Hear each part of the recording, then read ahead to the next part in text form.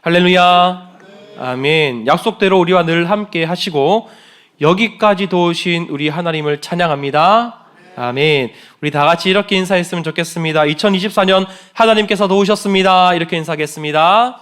2024년 하나님께서 도우셨습니다. 네, 하나님께서 도우셨습니다. 네, 하나님께서 함께 하심으로 저와 여러분을 도와주셔서 여기까지 온 줄 믿습니다. 아멘. 제가 한 교회에 이렇게 담임 목사가 되고 2024년 한 해를 보내고 나니까 이전과는 조금 다르게 한 해를 돌아보는 시간을 좀 가졌던 것 같아요. 임하는 자세가 좀 달라졌습니다. 좀 더 진지해졌다고 해야 될까요?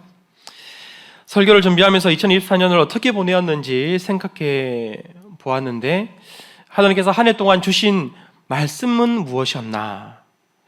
어떻게 하나님께서 그 순간순간 나와 우리 성도님들을 도와주셨나라는 것들을 한번 생각해 보았습니다.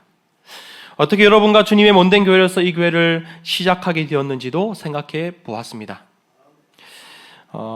제가 성구 영신 예배 때 드렸던 말씀 제목이 이렇더라고요. 사귐이 있는 교회였더라고요.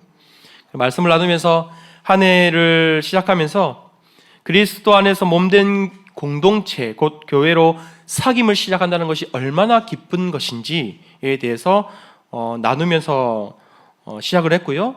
또 사귐이 시작되려면 이름부터 외워야겠다라고 하면서 이렇게 이름표도 붙이고 우리 성도님들 이렇게 목에 명찰도 붙이고 이렇게 한동안 했던 것 같습니다. 감사하게도 참 이제는 우리 성도님들의 성함을 다 이렇게 알게 되고 외우게 되어져서 참 그것이 또 감사한 일입니다. 한 해 동안 정말 많은 일이 있었습니다. 아까 기도하실 때도 뭐 여러 가지 일정들 쭉 이렇게 언급해 주셨는데요. 처음 시작 때부터 이제 9시 예배를 시작을 했었어요. 그리고 그렇게 시작해서 이제 교회를 새롭게 이제 등록을 하게 되었고요. 교단에 가입도 하고 취임 예배를 드리고 새벽 기도도 시작하고 창립 4주년 예배도 함께 드리고 큐티 모임도 시작하고 성경 읽기도 하고 정교인 가을 수련회도 하게 되었고요. 위임 투표도 하고 각종 행사들 많이 치르고 바자회 등등 뭐 여러 가지 일들을 했어요. 교회 큰 일들이 있었는데 그 일들도 참 하나님 은혜 가운데 잘 함께 한 마음으로 이겨냈던 순간들도 생각이 났습니다. 참 이 모든 시간들 가운데 개인적으로는 스스로 책찍질해가며 참 정신없게 바쁘게 달려왔다라는 생각을 또한 하게 되었습니다. 담임 목사로서 처음 가보는 길, 그 가운데 낯설기도 하고 우왕좌왕하기도 했지만 하나님께서 그때그때 힘을 주셨고 저와 함께 계신 성도님들을 생각나게 하시고 또 도는 손길들을 얻게 하여 주셔서 여기까지 힘을 내어서 오게 된 줄 믿습니다. 네, 이렇게 하나님께서 그때그때마다 힘 주시고 도는 손길을 허락해 주셔서 여기까지 왔는데 이 모든 것들을 생각하며 돌이켜볼 때 정말 하나님께서 기뻐하시는 일이었을까? 당연히 이렇게 생각이 되어지는 것은 어쩔 수 없는 것 같아요. 하나님께서 이 모든 것들을 정말 기뻐하셨을까? 나는 주님께서 기뻐하시는 그 뜻대로 행했을까? 라는 생각을 해보았습니다. 나는 정말 최선을 다했을까? 그런 것들을 생각할 수밖에 없는 시점인 것 같은데요. 최근 요한계시록을 계속 보면서 마지막 심판날에 대한 묵상들도 하게 되면서 더 진지하게 이 한 해를 돌아보게 되었던 것 같습니다. 여러분, 우리가 매번 이런 것들을 생각할 수는 없지만 이렇게 연말을 통해서 마지막 때를 생각하면서 각자의 삶을 결산해 볼 수 있는 이 시간은 그 나름대로 또 의미 있는 시간이 아닐까라는 생각을 해보기도 합니다. 그런 마음으로 오늘 말씀을 준비해 보았는데요. 말씀 제목 다 같이 한번 한 목소리로 읽어보도록 하겠습니다. 앞에 나와 있습니다. 시작! 주인이 돌아와 결산할세. 아멘. 네, 마태복음은 잘 아시는 것처럼 총 28장으로 되어져 있습니다. 저와 여러분이 함께 읽은 25장은 이미 21장부터 시작되는 예수 그리스도의 십자가 고난의 일주일 기간 가운데 가르치셨던 하나님의 예수 그리스도의 말씀이 마태를 통해서 기록되어져 있는 부분입니다. 그러기에 사실 예수님께서 이제 십자가에 달려 돌아가실 날을 앞두고 있으니 거의 유언과 같은 말씀들을 하셨겠죠. 이 일주일이라는 기간 동안에. 예수님께서는 자신이 져야 할 십자가 사건을 이제 사흘 앞두고 있는 장면이 25장의 내용인데 제자들에게 어떤 말씀을 하셨을까라는 것입니다. 24장부터 25장은 함께 쭉 이어져 있는 말씀인데요. 제자들이 예수님과 함께 6월절 절기를 지키기 위해서 예루살렘 성으로 왔다 갔다 하는 그런 상황 가운데 있는 거예요. 많은 사람들이 6월절 절기를 지키기 위해서 예루살렘으로 모여들고 있었습니다. 그때 제자들이 예수님과 함께 있다가 성전을 보면서 이런 말을 합니다. 다른 사람들도 함께 그런 이야기를 했던 것 같아요. 예루살렘 절기를 지키기 위해서 예루살렘 모였던 사람들이 정말 성전이 그때 올 때마다 계속 성전이 지어지고 있었으니까 성전이 정말 훌륭하다, 아름답다라고 이야기를 하고 있었던 때입니다. 제자들도 예수님께 그렇게 말했습니다. 예수님, 이 성전이 얼마나 훌륭한지 보시나요? 언제나 봐도 참 대단하죠. 그러자 예수님께서 이런 말씀을 24장에서 하십니다. 너희가 이 모든 것을 보지 못하느냐? 내가 진실로 너희에게 이르노니 돌 하나도 돌 위에 남지 않고 다 무너뜨려지리라. 네, 이런 말씀을 하세요. 그런데 여러분, 이 말은 예산말이 아닙니다. 성전이 무너진다라는 말인데요. 이것은 유대인들에게 무엇을 의미하냐면 멸망을 의미하는 것입니다. 마지막 날을 의미하는 것이죠. 솔로몬 성전도 그 성전이 무너지면서 이스라엘이 완전히 멸망하게 되었습니다. 바벨론에게. 그러니까 다시금 그러한 일이 일어난다면 정말 그때는 마지막이라고 생각을 하고 있는데 그들에게 이제 수룹바벨 이후에 이 헤롯 성전으로 확장되어져서 지금 지어지고 있는 이 상당 부분 훌륭하게 지어진 이 성전이 무너진다는 말을 예수님께서 하셨으니 예수님께서 그 말을 허투루 하시지 않으셨을 거잖아요. 그러니까 제자들은 예수님의 말씀을 정말 심각하게 받아들이게 되었습니다. 그런데 그런 대화들을 지금 사람들이 많이 있는 그 자리에서 할 수가 없었기 때문에 당시 예수님께서 이 말씀을 하시자마자 이 제자들은 침묵을 했던 것 같아요. 그 이후에 제자들과 함께 예수님께서 감람산으로 가셨습니다. 감람산으로 가셔서 예수님께서 그곳에서 이제 그 언덕에서 예루살렘 그 성전을 바라보고 있으실 때 한 제자가 조용히 예수님께 와서 이렇게 묻습니다. 우리에게 이르소서 어느 때에 이런 일이 있겠사오며 또 주의 임하심과 세상 끝에는 무슨 징조가 있사오리까? 이렇게 한 제자가 조용히 와서 물어보게 됩니다. 그러자 그때부터 예수님께서 시작하신 말씀이 24장, 25장 말씀이었다는 것이죠. 24장 말씀을 보면 이렇습니다. 성전이 무너지고 큰 환란이 오게 될 것이며 무화과 나무의 비유를 통해서 마지막 때의 징조가 분명히 있을 것이니 그것을 보고 너희들이 깨달으라 라고 말씀해 주십니다. 그리고 25장을 통해서는 반드시 올 심판의 때와 이 천국을 맞이할 때가 올 텐데 그때의 너희들의 모습이 어떠해야 하는가, 그때의 너희들의 모습이 어떠해야 되는가, 그것에 대해서 알려주고 있는 것이 25장의 말씀입니다. 이무도 저와 여러분이 대강절 이 절기를 통해서 예수 그리스도의 다시 오심을 기다리고 준비하는 것이 무엇인지 살펴보았지만 다시금 이 오늘 말씀을 통해서 이 내용을 살펴볼 때에 더욱 저와 여러분에게 풍성한 은혜가 있기를 간절히 소망합니다. 네, 오늘 본문이 있는 25장 초반에는 어떤 내용이 나오냐면 열 처녀의 비유가 나옵니다. 그 다음에 이어지는 내용이 저와 여러분이 읽었던 달란트 비유고요. 25장 제일 후반부 말씀은 인자가 모든 천사와 함께 오실 그때에 대한 그 말씀, 곧 양과 염소가 나뉘어지는 그 내용에 대해서 나오고 있습니다. 열 처녀 비유는 다들 아시는 것처럼 기름을 준비해야 한다는 교훈입니다. 마지막 때에 신랑이 오실 것인데 그때 기름을 준비해야 한다는 것이죠. 이 기름은 이 말씀에서 보면 성령이라고 알려주고 있습니다. 기름이 준비되었다라는 것은 무엇을 그러면 준비한 것일까요? 성령을 준비했다라는 것입니다. 여러분, 성령이 준비되어졌다는 것은 그 가운데 계시는 성령으로 인해서 그가 하나님을 알고 하나님의 은혜를 안다는 것입니다. 그리고 그 은혜를 알고 하나님을 아는 그 삶을 온전히 삶으로 드러내는 것, 그것이 그 가운데 성령님이 준비된 삶, 기름이 준비된 삶이라고 할 수가 있는 거예요. 그런 자들은 기름을 준비한 신부가 되어져서 신랑이 왔을 때 기쁨으로 혼인잔치 곧 천국에 들어가게 되는 것입니다.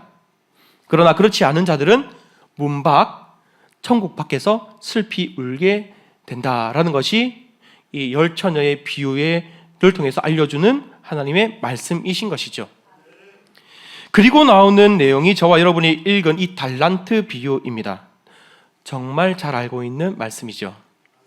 우리 성도님 중에 한 성도님께서는 저를 만날 때마다 이 말씀을 하십니다. 목사님은 그래도 많은 달란트를 받고 시작하신 목사님이에요. 달란트를 까먹는 목사님이 되면 안 되잖아요.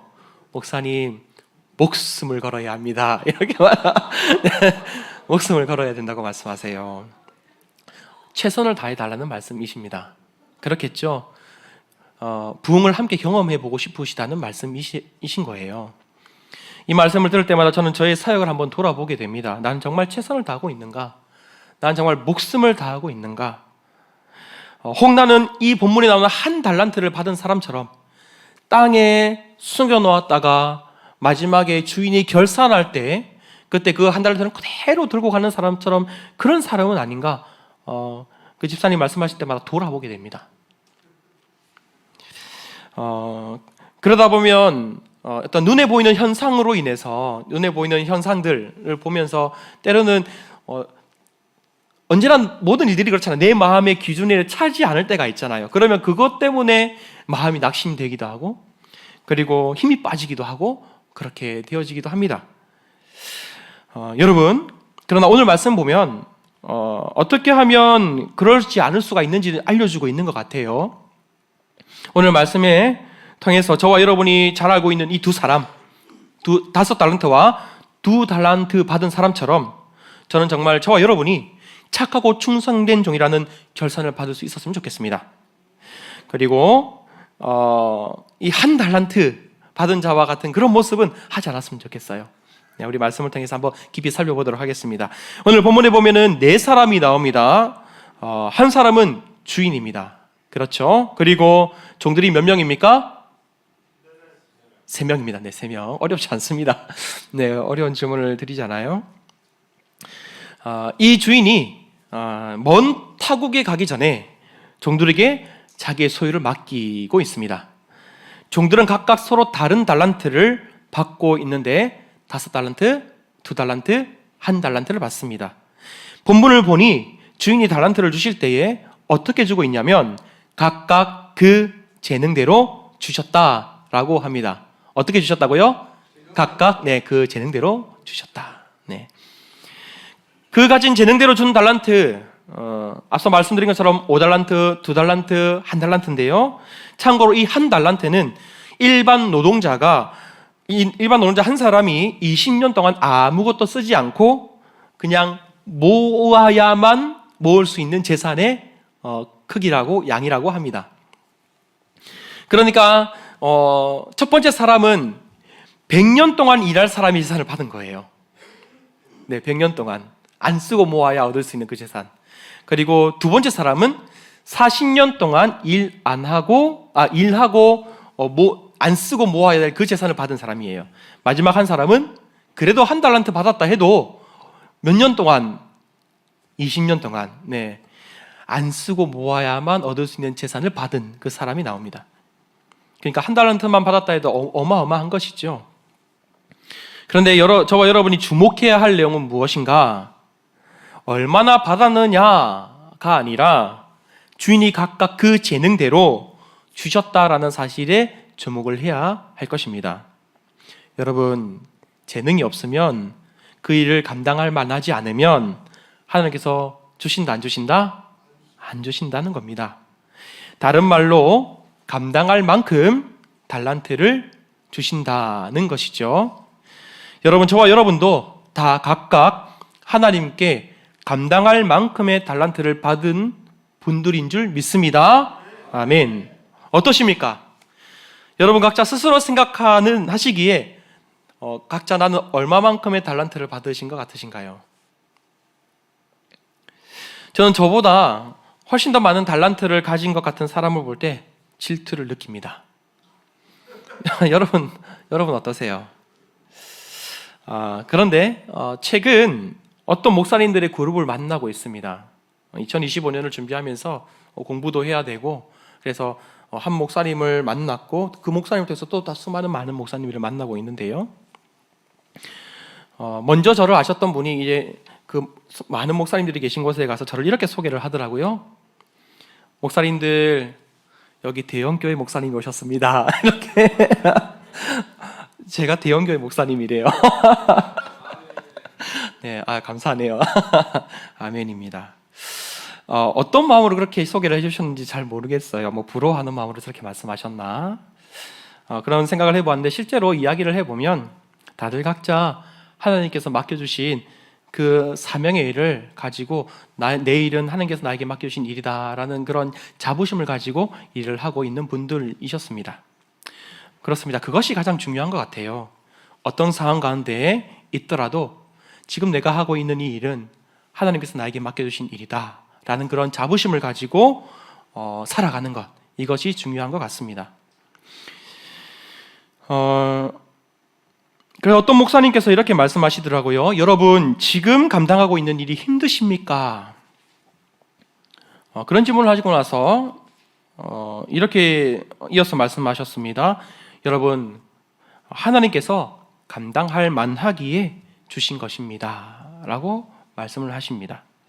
그러면서 하시는 이야기가, 어떤 어머니가 자기 자녀로 인해서 너무 힘들어 하시길래 그분께 이렇게 말씀하셨다고 해요.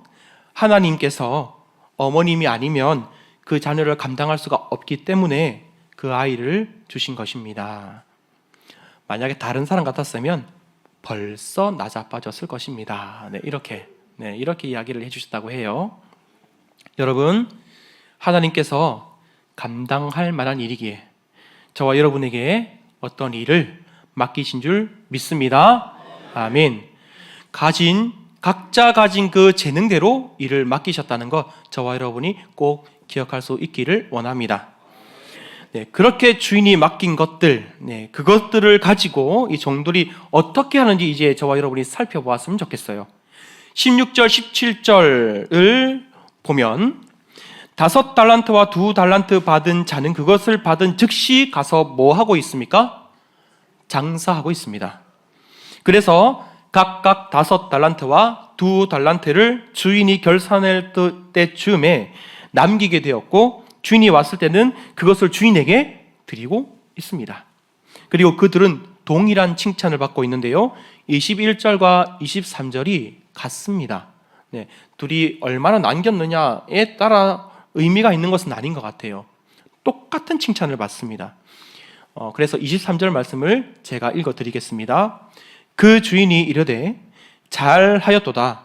착하고 충성된 종아, 내가 적은 일에 충성하였음에 내가 많은 것을 내게 맡기리니 내 주인의 즐거움에 참여할지어다 하고. 아멘. 우리 같이 한번 읽어볼까요? 시작. 그 주인이 이르되 잘하였도다.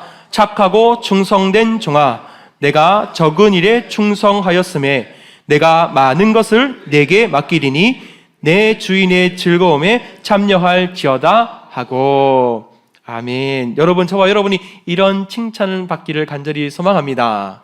아멘. 그들의 특징을 잘 기억해 보시기 바랍니다. 그들의 특징은 이것입니다. 받은 자는 바로 가서 장사하여입니다. 어떻게 했다고요? 받은 자는 바로 가서 장사하여입니다. 5달란트를 남기고 2달란트를 남긴 것은 받은 그 재능을 사용했기 때문에, 그대로 사용했기 때문에 남기게 된 결과입니다. 그리고 주인은 그것을 기뻐했습니다. 그런데 어떻게 이렇게 할 수 있었을까라는 생각이 들었습니다. 어떻게 받자마자 그것을 바로 어떤 두려움도 없이 그것을 장사할 수 있었을까? 이것은 그 뒤에 1달란트를 받은 자의 말과 행동과 비교해서 보면 그들이 어떻게 이것을 할 수 있었는지 이것을 우리가 볼 수 있게 되는데요, 이를 통해서 저와 여러분은 어떻게 이 5달란트와 2달란트 받은 자들이 그것을 받고 가서 장사할 수 있었는지를 발견하게 됩니다. 네, 이렇게 어쨌든 5달란트와 2달란트를 받은 자는 행동을 했어요. 그런데 1달란트 받은 자는 어떻게 했는지 18절에 나오는데 우리 18절 말씀을 같이 한번 읽어볼까요? 18절입니다. 시작. 1달란트 받은 자는 가서 땅을 파고 그 주인의 돈을 감추어 두었더니, 네, 어디에 감추어 두었습니까? 네, 땅에 감추어 두었습니다. 그리고 주인이 마지막에 결산하러 왔습니다. 그때 이 마지막 종은 이렇게 행동하고 이렇게 말을 합니다. 24절과 25절 말씀인데 제가 읽어드리겠습니다. 1달란트 받았던 자는 와서 이르되 주인이여 당신은 어떤 사람이라고 하고 있나요? 굳은 사람이라. 원어에 보면은 이 잔인한 사람, 무자비한 사람, 엄격한 사람이라는 의미를 가진 단어인데요. 이 종은 그렇게 주인에 대해서 생각을 했던 것 같아요. 그래서 당신은 굳은 사람이라 심지 않은 데서 거두고 해치지 않은 데서 모으는 줄을 내가 알았으므로 라고 합니다. 여러분, 지금 이 마지막 종이 이해하고 있는 주인은 어떤 사람입니까? 어떤 사람인가요? 무서운 사람입니다. 그렇지 않겠습니까? 근데 무서운 사람이면 더 열심히 해야 될 텐데 이렇게 했을까? 어떤 남겨진 어떤 결과물을 가지고 뭐라 할 분으로 생각을 했던 것 같아요. 근데 하나님은 그런 분이 아니시라는 것이죠. 이어지는 25절. 그래서 이 종이 어떻게 행동하냐면 두려워합니다. 두려워서 나가서 당신의 달란트를 땅에 감추어 두었었나이다. 보소서 당신의 것을 가지셨나이다 하면서 그대로 가지고 갑니다. 혹시 이 달란트로 손해를 보게 될까봐 아마 걱정을 하지 않았을까, 그것 때문에 두려워하지 않았을까라는 생각을 하게 됩니다. 여러분, 만약 진짜 주인이 마지막 종의 이해와 같은 그런 사람이었다면 이 종의 두려움이 이해가는 되어져요. 이해가 되어지는데 아무리 생각해도 이 종이 주인을 제대로 이해한 것 같지는 않습니다. 그래서 주인을 여러분 바로 알아야 합니다. 네, 하나님이 어떤 분이신지 저와 여러분이 바로 알아야 하는 것입니다. 그렇지 않으면 이 종과 같이 하나님을 완전히 오해하게 되는 것 아니겠습니까? 그러면 여러분, 하나님을 알려면 어떻게 해야 되겠습니까? 당연히 성경을 통해서 말씀을 가까이 해야 되는 것입니다. 네, 그래야 하나님을 알 수 있습니다. 성령을 통해서 그냥 말씀을 가까이 하는 것이 아니라 성령을 통해서 말씀을 가까이 해야 되는 거예요. 진리의 말씀 그 자체이신 누구를 깊이 알아야 되냐면 예수 그리스도를 깊이 알아야 합니다. 그리고 하나님과 깊은 관계가 되어져야 합니다. 그렇지 않으면 나는 실컷 하나님을 안다고 생각하고 행동했는데 마지막 날에 하나님께로부터 너는 누구냐, 내가 너를 알지 못한다 라는 말을 듣게 되는 것이고요, 너희가 한 그 행동이 나의 뜻과는 아무런 상관이 없다라는 말을 듣게 되는 것입니다. 나의 머리로 하나님이 어떠한 분이실 거라는 생각을 가지고 행동을 하는 것이 아닌 거예요. 여러분, 하나님은 어쨌든 우리가 이만큼을 알아도 그보다 훨씬 더 엄청난 하나님의 어떤 존재가 있는 겁니다. 우리에게 그때그때마다 주시는 하나님의 말씀을 붙들고 살아야 한다는 것을 이야기해 주고 있는 것입니다. 그런데 아마 이 종은 그렇지 않았던 것 같아요. 이 종이 이렇게 주인을 잘못 알고 그 땅에 묻어두었던 것을 그대로 주인에게 가져가자 주인이 이렇게 말을 합니다. 26절, 27절인데 제가 읽어드리겠습니다. 그 주인이 대답하여 이르되 악하고 게으른 종아, 나는 심지 않은 데서 거두고 해치지 않은 데서 모으는 줄로 내가 알았느냐. 그러면 내가 마땅히 내 돈을 치리하는 자들에게 맡겼다가 내가 돌아와서 내 원금과 이자를 받게 하였을 것이니라.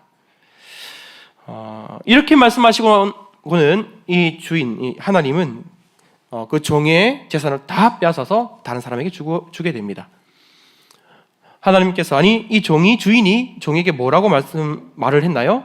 악하고 게으른 종아.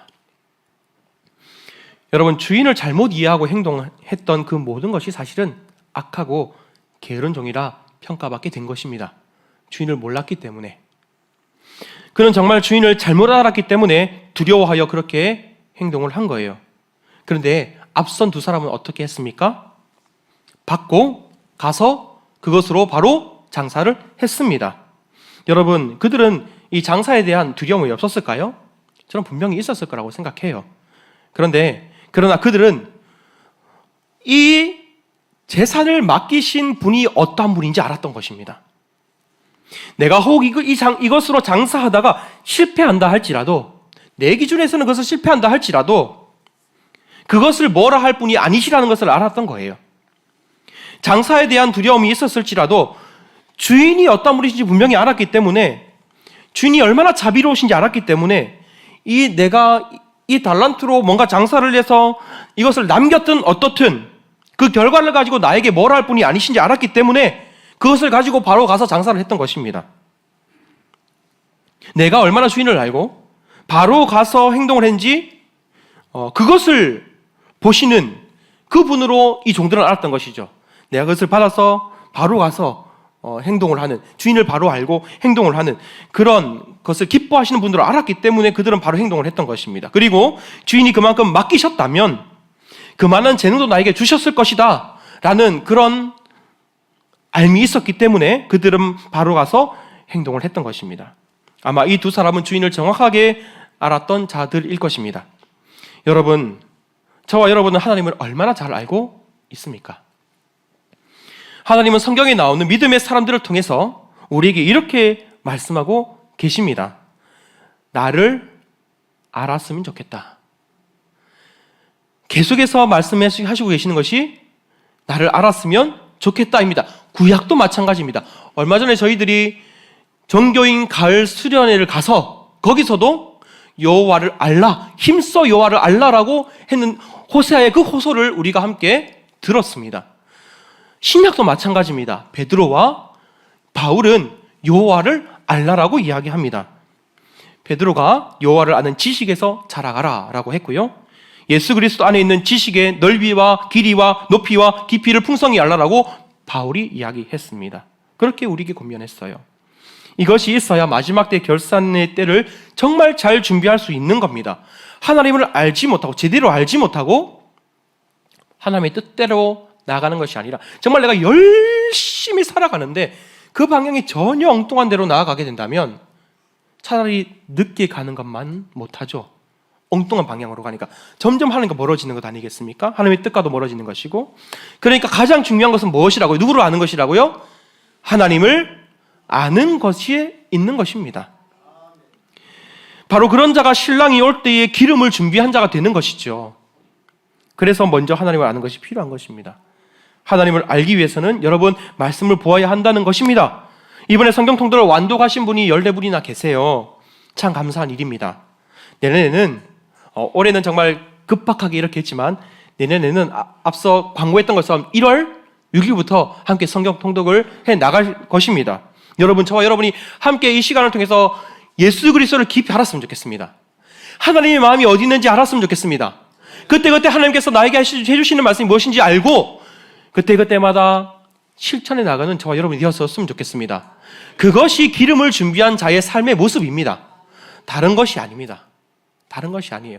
내가 그때 이만큼 은혜를 받아가지고 이 은혜를 가지고 그냥 쭉쭉 유지해 나가는 것, 하나님 말씀 가까이 하지 않고 그때의 기회를 가지고 나간다는 것, 그것은 사실 말도 안 되는 것입니다. 매일매일 그때마다 나에게 주신 하나님의 말씀이 무엇인가를 발견하고 살아가는 것이 기름을 준비한 자의 삶, 하나님을 아는 자의 삶, 하나님의 은혜를 아는 자의 삶이 되는 것이죠. 사실 저는 오늘 말씀을 준비하면서 이런 기도를 하게 되었습니다. 하나님, 저는 참 하나님께서 기뻐하시는 한 해를 살지 못한 것 같습니다 라는 생각을 했었어요. 한참 그럴 수밖에 없었습니다. 말씀도 그렇고요. 이제 2024년 마지막 주잖아요. 결국 내 삶을 돌아볼 수밖에 없는 시기에 있으면서 어떻게 살았는가 돌아볼 때에 참 부끄러웠습니다. 권사님께서도 기도하시면서 한 해를 돌아보며 우리가 또한 나를 회개하기도 하고 또 이것을 기준 삼아서 또 더 나아갈 힘을 얻어야 된다 이렇게 기도를 해주셨는데, 어쨌든 내 삶을 돌아보면 항상 부족한 것밖에 없죠. 열심히 했습니다. 정말 저와 여러분이 그렇겠지만 하나님 일을 위해서 세상 사람들이 누릴 수 있는 수많은 것들을 포기하며 어쩌면 살아가는 것 아니겠습니까? 이 주말에 사실 나가서 자기만의 시간을 가진 사람들이 얼마나 많이 있습니까? 여행 다니는 사람도 많이 있습니다. 그런데 저와 여러분은 어떻게 하고 있습니까? 하나님을 가까이 하기 위해서 하나님 앞에 나와서 예배드리고 있는 것입니다. 그러니 얼마나 사실 많은 것을 포기하며 살아가고 있는 것이라고 할 수 있겠습니까? 그렇다고 하지만 또 하나님 말씀 앞에 내 삶을 돌아보면 최선을 다했느냐, 목숨을 걸었느냐 라고 물어본다면 그것도 아닌 것 같기 때문에 정말 열심히 하고 있지만 나의 예상대로 되어지지 않은 그런 것들도 보면서 실망도 크고 낙심도 크고, 그래서 그냥 눈물이 쭉 나더라고요. 하나님, 정말 저는 하나님께서 기뻐하시는 삶을 살았습니까? 라는 생각이 들면서 한 해가 끝나기 때문에 결산에 대한 말씀을 찾다 보니 그렇게 오늘 말씀을 준비하게 되었고, 본문을 한번 살펴보았을 때 이렇게 한번 몇 번 읽어보게 되잖아요. 그때는 그야말로 처음에 낙심이 되었습니다. 제가 한 달란트 받은 사람과 더 가까이 같아 보였기 때문이죠. 그런데 말씀 묵상하다 보니까 하나님께서 원하시는 것은 하나님을 아는 것에 더 있다라는 사실을 깨닫게 되었습니다. 물론 나의 삶을 돌아보고 낙심하는 것도 필요합니다. 어쩌면 필요해요. 그런데 거기서 머무르면 안 됩니다. 말씀을 통해서 하나님께서 나에게 무엇을 말씀하신지 또한 깨달아야 합니다. 낙심 가운데 머무르면 안 되잖아요. 하나님, 그럼에도 불구하고 나를 사랑하시는 하나님이신데 내가 어떻게 나아가야 되겠습니까? 나에게 말씀하여 주십시오라고 그렇게 하나님 말씀을 구하며 나아가야 되는 것이 저와 여러분의 삶 아니겠습니까? 네. 그럼 오늘 말씀을 보니까 이런 말씀을 깨닫게 하시더라고요. 하나님을 아는 것을 하나님께서는 더욱더 원하신다라는 것을 알게 해주시더라고요.